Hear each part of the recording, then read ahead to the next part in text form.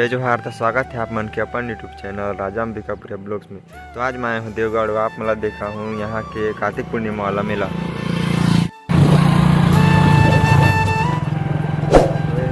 रास्ता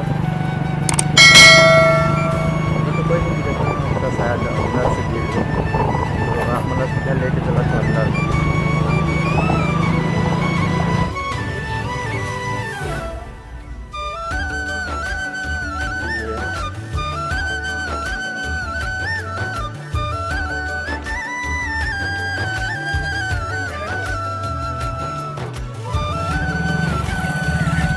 भाई अभी तो बहुत कम भीड़ है,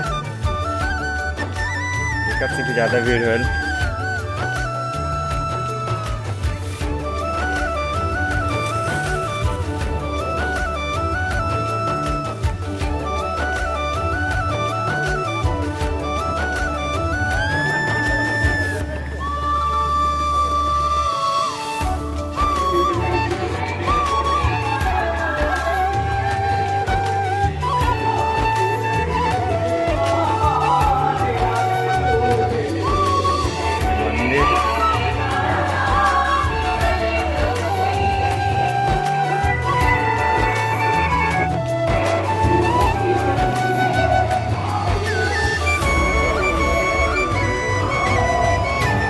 ये देखिए क्या कर रहे हैं, देख रहे हैं।